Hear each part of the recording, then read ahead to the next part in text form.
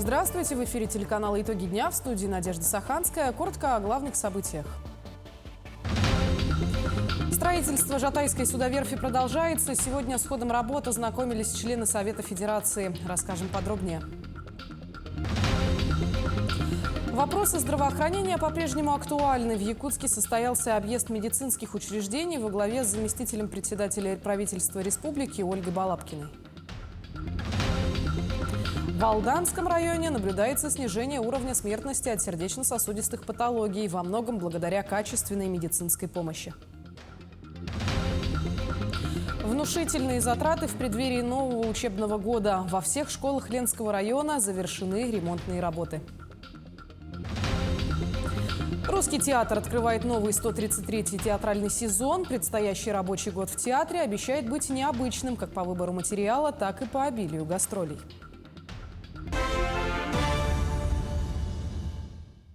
Уровень воды в Аймеконье поднялся на 11 сантиметров выше критической отметки. На 29 августа уровень воды у гидропоста составил 491 сантиметр. Из-за дождей в районе размыло участки республиканской трассы Аймекон и муниципальных дорог от села Урто-Балаган до переправы и от Аймекона до Тамтора. Тем временем ситуация с паводком в Сарданохском наследии, где накануне было потоплено несколько дворовых территорий, стабилизируется. Вода начинает убывать. Сегодня с ходом работы знакомились члены Совета Федерации во главе с председателем Комитета Севера Федерации по федеративному устройству, региональной политике, местному самоуправлению и делам Севера Андрея Шевченко. Сенатору озвучили все имеющиеся проблемы, несмотря на которые работы по судоверфи продолжаются. Подробности расскажем в следующем сюжете. Для обновления и модернизации речного флота Якутии в Жатае ведется строительство большой современной судоверфи. На сегодняшний момент здание верфи готово более чем на 70%. Идут отделочные работы, монтируется вентиляция. Впереди решение самого главного вопроса – оборудование для ремонта и производства судов. У нас три составляющие. Это федеральные деньги, республиканские и привлеченные средства. Привлечь средства мы смогли только в середине июня месяца. И на сегодняшний день идут торги по оборудованию. Но учитывая то, что произошло на сегодняшний день, некоторые позиции по оборудованию у нас они сложные, заменить их ничем невозможно в России. Но мы работаем через Китай, через Турцию. При запуске предприятия его мощность составит до 10 речных судов в год.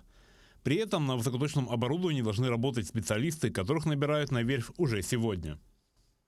Проблемы сегодня озвучиваются не только в плане строительства, но и проблемы уже озвучиваются в плане кадрового состава. Сегодня уже решается вопрос по кадровому персоналу, по кадровому составу. И сегодня, наверное, это важно. Почему? Потому что кто будет работать в этом цехе, что будет выпускать это. Конечно, линия модернизирована полностью, она в полуавтомате находится, которая будет полностью два этапа развития у этого судоверфи. Я думаю о том, что все-таки в 2025 году мы спустим на воду первый пароход. Строительство судоверфи, в числе прочего, должно помочь в решении вопросов с северным завозом. На сегодняшний день флот республики насчитывает единицы мелководных судов, способных ходить по малым северным рекам. Поэтому в их строительстве заинтересована не только республика, но и страна в целом. И проблемы, возникшие во время строительства, должны решаться в том числе и на федеральном уровне. Это удорожание, ковидные ограничения, теперь импортное завещание. И в этом плане, конечно, мы крайне заинтересованы, чтобы хотя бы по постановлению 1315 по удорожанию они были нам возмещены. Сегодня мы услышали, что этот вопрос будет рассмотрен и будет включен в постановление выездное. И надеемся, что это постановление будет выполнено. И члены республиканского правительства, и сенаторы Совета Федерации уверены в одном – начатую стройку необходимо завершать. Жатайская судоверфь – важный и нужный объект для экономики страны, и реализация проекта возможна только при совместной работе республики и федерального центра. Александр Хавренко, Джилус Иннокентьев, Жатай. Наблюдательный совет Алроса рекомендовал выплатить дивиденды по результатам первого полугодия 2023 года. В текущей непростой геополитической ситуации мы видим, что финансовые результаты, которые демонстрирует сегодня Алроса, более чем достойные. Мы внимательно анализируем состояние и оцениваем его сегодня как устойчивое, отметил глава республики.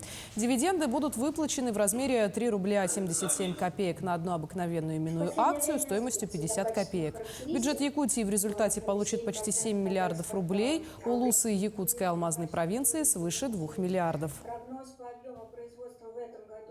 Участники проекта «Муравьев-Амурский-2030» примут участие в Восточном экономическом форуме, который состоится с 10 по 13 сентября во Владивостоке. Курсанты проекта обсудят новые подходы к реализации проекта в госуправление, вступят в дискуссию с главой Минвостокразвития и губернаторами дальневосточных регионов в рамках сессии деловой программы форума.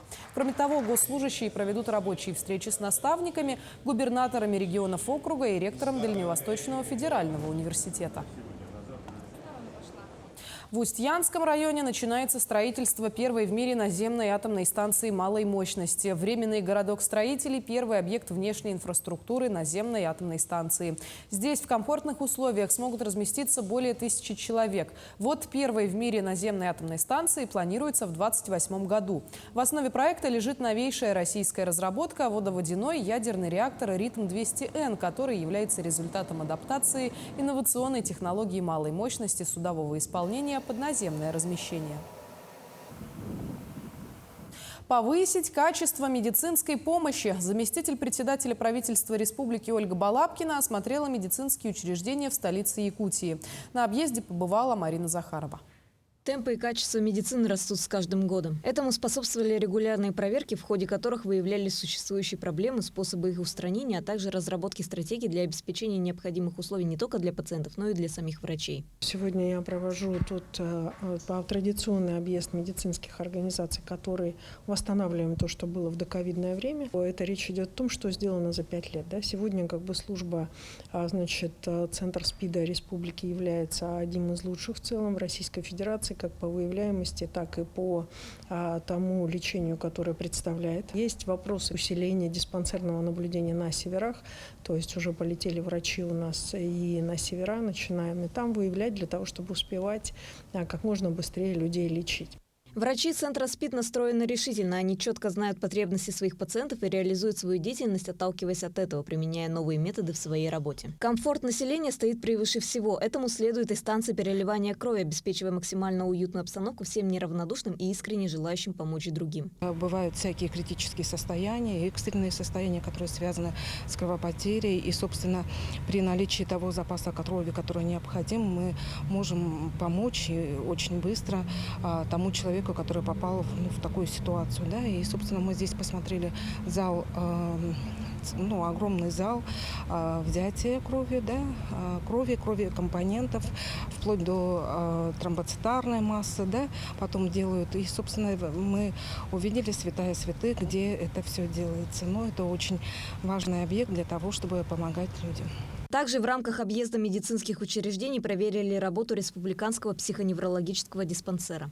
На сегодняшний день он обслуживает практически все население республики, и он необходим для того, чтобы оказывать помощь, начиная прямо уже с детского возраста, если есть необходимость, и с целью превентивной, и в то же время скрининговой целью, то есть раннее выявление каких-либо нарушений психики у детей и потом уже коррекция поведения. На сегодня проблемой, к сожалению, остается детская суицидальность, которая как раз непосредственно оценивается нашими психиатрами. Поэтому отдельно они должны работать с подростками 15-18 лет, чтобы эти вопросы пережить. Все эти медицинские объекты непосредственно выполняют одну из основных функций – функцию профилактического характера. Врачи и руководство делают все возможное, чтобы люди не болели и были обеспечены высококвалифицированной медицинской помощью. Марина Захарова, Артем Алексеев, Якутск.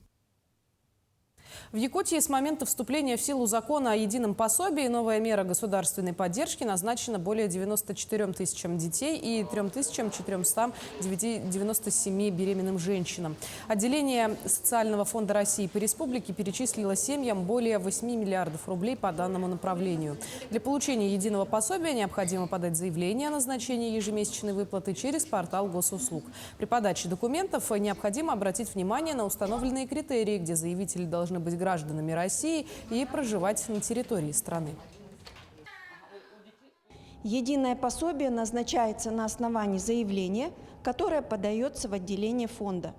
Способ подачи заявления – это лично в клиентской службе отделения социального фонда, в электронном виде с использованием Федеральной государственной информационной системы «Единый портал государственных муниципальных услуг» и через многофункциональный центр предоставления государственных муниципальных услуг. Рассмотрение заявления занимает 10 рабочих дней, в отдельных случаях максимальный срок составляет 30 рабочих дней.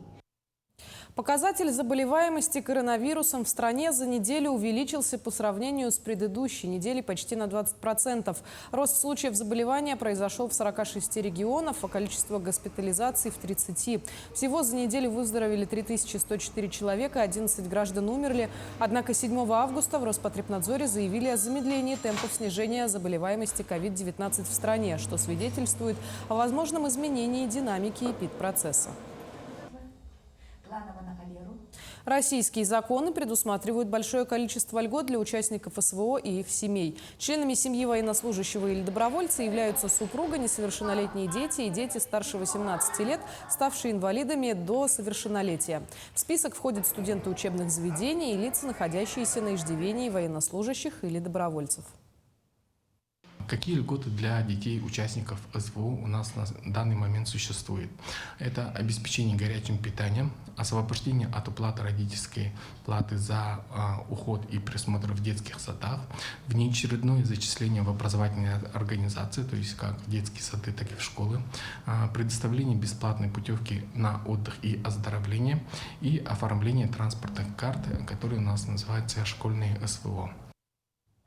Августовское совещание работников образования Нерюнгринского района прошло сегодня. Участники обсудили итоги прошлого года и планы на будущее, и ход реализации тех или иных федеральных и региональных образовательных программ, а также поделились мнением и опытом. На совещании побывала и наша съемочная группа. Расширенный педагогический совет на тему «Единое образовательное пространство. Новые возможности для качественного образования и воспитания» прошел в Управлении образования Нерюнгринского района. В ходе докладов и презентаций были затронуты темы взаимодействия общественных организаций и образовательных учреждений, профориентация, воспитание в едином образовательном пространстве и многое другое. Одно из важнейших мероприятий в общем учебном процессе, на котором мы будем обсуждать две важных темы. Первая тема – это единое образовательное пространство, то есть это такая система, при котором каждый ребенок, где бы он ни учился, в какой бы школе, он бы получал бы одинаково качественное образование. Будь то поселок, будь то город, и чтобы все образовательные учебные процессы были взаимоувязаны в единое целое. Вот это единое образовательное пространство сейчас создается в нашей стране. Мы участвуем полноценно во всех этих мероприятиях для того, чтобы мы смогли дать детям качественное образование. Особое внимание в последнее время уделяется системе наставничества как важной и неотъемлемой части образовательного процесса. Так, в гимназии номер 1 города Нерюнгри с этого города заработает программа поддержки молодых специалистов с целью их адаптации и обмена опытом. Исходя из образовательных целей гимназии номер 1, нами были выбраны формы наставничества: это учитель-учитель и ученик-ученик.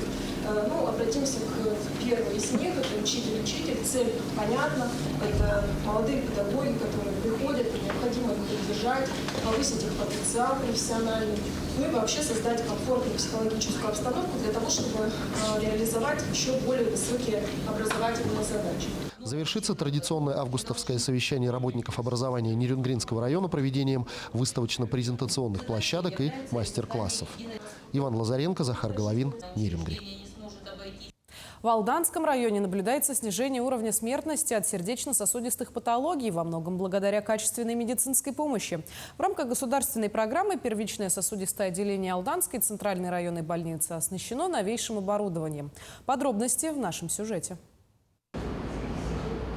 На компьютерную томографию направлен пациент, у которого диагностировано сотрясение мозга. Обследование позволит исключить как повреждение костей черепа, так и патологии сосудов головного мозга. Компьютерный томограф с расширенными функциональными возможностями Алданская центральная районная больница получила в декабре 2022 года в рамках государственной программы по борьбе с сердечно-сосудистыми заболеваниями. Мы можем проводить исследования с контрастированием, то есть либо сосуды прокрашивать, ангиографии проводить, ну и помогает очень при дифференциальной диагностике. Точная и глубокая диагностика позволяет своевременно обнаружить опасность и принять меры. Также по программе борьбы с сердечно-сосудистыми патологиями в первичное сосудистое отделение Алданской ЦРБ поступило реанимационное оборудование, благодаря чему возможности в лечении инфарктов и инсультов существенно расширились. Получили компьютерный томограф, аппарат УЗИ экспертного класса, 2 аппарата ИВЛ, реабилитационное оборудование. После реанимационных мероприятий пациентам, перенесшим инфаркт или инсульт, назначается комплекс процедур, направленный на восстановление функций. Наряду с диагностической и реанимационной аппаратурой первичное сосудистое отделение Алданской ЦРБ оснащено реабилитационным оборудованием. Его использование позволяет продлить больному жизнь и улучшить ее качество. Благодаря трудам наших специалистов на современном новом оборудовании, то есть нам удалось снизить смертность в 2023 году от инфарктов миокарда на 50% и на 10% от заболеваний острого нарушения мозгового кровообращения за аналогичный период 2022 года. Врачи напоминают, основной мерой профилактики сердечных и сосудистых катастроф является здоровый образ жизни. Он включает прежде всего отказ от вредных привычек, правильное питание и физическую активность. Также важно осуществлять контроль артериального давления и ежегодно проходить диспансеризацию. Татьяна Вахнина, Сергей Шипачев, Алдан. Сегодня во всех школах Ленского района завершены ремонтные работы. Отремонтированы классы, столовые, пищеблоки. В некоторых учебных заведениях произведена замена кровель. В общей сложности на эти нужды затрачено более 56 миллионов рублей. В первой городской школе заканчивается капитальный ремонт 3 классов. Он был проведен в рамках федеральной программы модернизации школьных систем образования. Приобретена новая ученическая мебель, оргтехника и интерактивные комплексы. Демонтаж произвели обычной школьной классной доски. На сегодняшний момент школьная доска представлена интерактивным комплексом. И также модернизировано рабочее место учителя. Это ноутбук и МФО. 2 класса из 3 сегодня готовы к работе. В последнем подрядчике только приступили к ремонту. Технический персонал школы наводит порядок в новых кабинетах, а педагоги успевают знакомиться с работой интерактивной доски и уже смогли оценить ее возможности. Здесь есть интернет, у нее есть конференц-связь, у нее есть встраиваемая камера. К интерактивной доске прилагается телефон. Он находится у учителя. В любое время, выйдя из класса, педагог может видеть, чем занимаются ее ученики. В новых кабинетах будут проходить уроки математики, русского языка и литературы. Все они откроют свои двери для ребят уже с 1 сентября. Нельзя не сказать и о нововведениях этого учебного года. Теперь во всех школах введено трудовое воспитание школьников. Участие в общественно полезном труде обучающихся обязательно и, возможно, без согласия родителей. Под общественно полезным трудом обучающихся подразумевается, конечно же, не тяжелый физический труд. Понятно, да, что это должно быть в силу возрастных особенностей. В скором времени во всех школах появится предмет черчения. Ученики с 6 по 11 класс будут изучать профминимум, знакомиться с профессиями. В 4-й городской школе в этом году заработает педгруппа. Пополнятся ряды педагогов. Их в Ленский район сегодня уже прибыло 15 человек. Изумира Корнилова, начальник районного управления образования, надеется, что к концу сентября их будет больше. Светлана Болева, Алексей Семенов, Ленск. Подведены итоги Всероссийской ярмарки трудоустройства. В ее рамках проведен семинар, совещание с работодателями. Рассмотрены вопросы соблюдения законодательства о труде и его охране, занятости населения, организации взаимодействия работодателей с профильной службой. В ярмарке приняли участие более 400 работодателей, которые представили более 13 тысяч открытых вакансий. Стоит отметить, что ярмарки прошли во всех районах республики. Их посетило свыше 6 тысяч человек. Всероссийская ярмарка трудоустройства работы в России «Время возможностей» у нас проводилась по всей стране одномоментно в 2 этапа. Первый этап состоялся 14-15 апреля текущего года. Второй этап федерального уровня состоялся 23 июня текущего года. Русский театр открывает новый 133-й театральный сезон. Сезон начнется премьерой «Безумный день» или «Женитьба Фигаро» по повести Бомарше. Как рассказал директор и художественный руководитель Русского театра Александр Лобанов, предстоящий театральный сезон обещает быть необычным как по выбору материала, так и по обилию гастролей. Подробности знает Марфирина Алексеева.